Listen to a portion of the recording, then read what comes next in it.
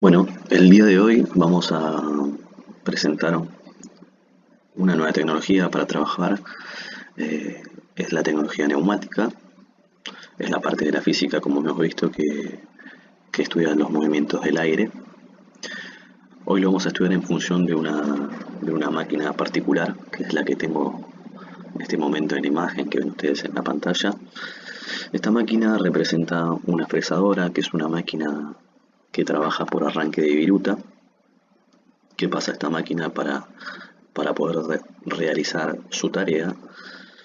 Necesita que la pieza esté bien sujeta, porque esta máquina es una máquina que genera un movimiento hacia arriba y hacia abajo y rotativo.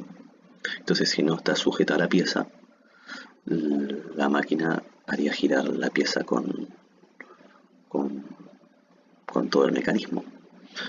Entonces, hoy nos vamos a centrar solamente en uno de esos actuadores, en este caso el que sujeta la pieza.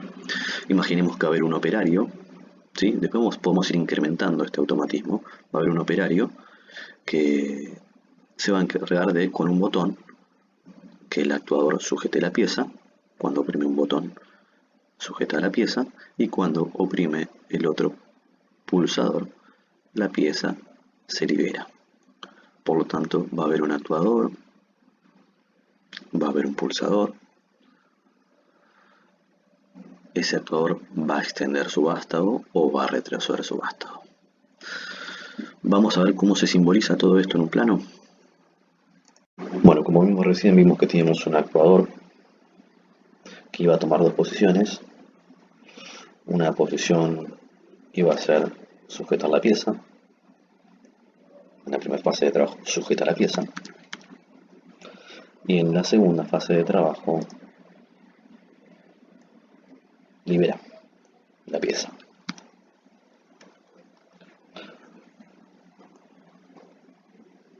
¿Está bien? Entonces, podemos decir que nuestro automatismo posee dos fases de trabajo. La primera fase de trabajo la llamo con número romano sujeta. Vamos a ponerlo acá abajo. Y le pongo el número 1 en romano. Y la segunda fase de trabajo la llamo 2 en número romano, que es cuando libera la pieza.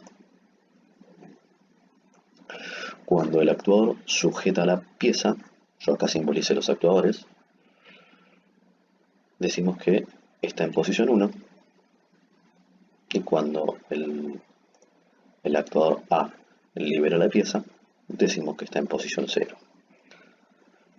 Yo acá marqué dos cuadraditos que va a simbolizar cada una de las fases de trabajo de nuestro automatismo. En este caso, el actuador A va a tener dos fases de trabajo: sujetar la pieza y liberar la pieza.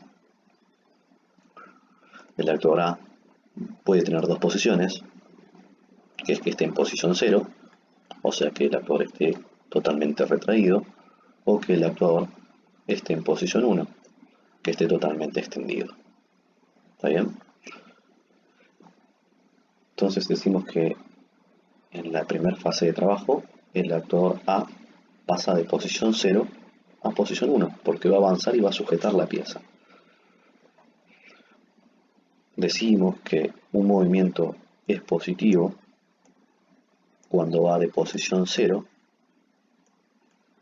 a posición 1.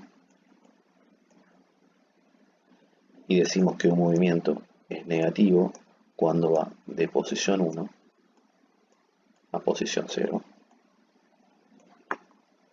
Por lo tanto, podemos decir que el actuador A en la primera fase de trabajo hace un movimiento positivo porque va a avanzar, y en la segunda fase de trabajo podemos decir que A va a ser un movimiento negativo porque va a retroceder. ¿Cómo lo dibujamos?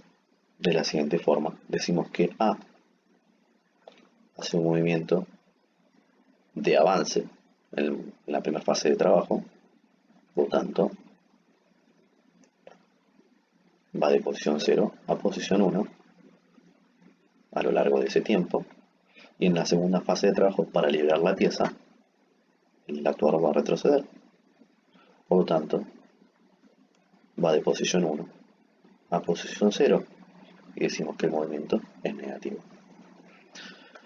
¿Qué otro elemento más interviene dentro de este automatismo? Los emisores de señal. En este caso, los pulsadores. Nosotros hemos dicho que el encargado de sujetar la pieza y liberar la pieza iba a ser el actuador. Pero ¿quién le da esa señal a los actuadores? Los emisores de señal. En este caso, los pulsadores que va a oprimir el operario. ¿Cómo lo simbolizo dentro de nuestro espacio fase a estos pulsadores? De la siguiente forma. Voy a poner el nombre, por ejemplo, S1 al pulsador número 1. El que le dé señal, vamos a usar otro color, así no nos confundimos. Para cuando el pulsador da una señal, o sea, oprime el pulsador. Yo con esto simbolizo el pulsador. Cuando oprime el pulsador, el actuador A va a avanzar. ¿Sí? S1. Y cuando oprima el pulsador, vamos a marcar azul, S2, el actuador A va a retroceder. ¿Sí? Entonces podemos decir que acá el actuador avanza y acá podemos decir que el actuador retrocede. Va a avanzar cuando se oprime el pulsador 1 y va a retroceder cuando se oprima el pulsador S2. Bueno, ahora en este momento estoy en un programa de simulación que se llama Automation Studio. No es el único que existe, existen otros programas que se llaman FluidSync, que son de marca, son dedicados de una empresa. Lo que voy a hacer en este momento es demostrar cómo se grafica dentro de un plano para documentar la información de un circuito neumático, circuito que va a funcionar con aire. Yo lo que voy a hacer ahora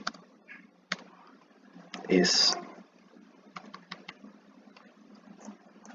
poner un circuito. En este circuito tengo un símbolo que muestra que es un actuador. Este es el símbolo del actuador. Y estos son los símbolos de las válvulas, en este caso los pulsadores. Si yo quiero pensar al actuador de alguna forma rápida, podemos pensarlo como si fuera un inflador de bicicleta, el inflador de la pelota. El inflador de la pelota yo le doy un movimiento mecánico y del otro lado tengo aire. Acá es al revés, yo le estoy dando aire y lo que tengo es un movimiento mecánico. ¿Sí? Si yo soplo aire por esta manguerita, va a entrar aire a esta parte, a esta recámara del actuador, y el actuador va a avanzar.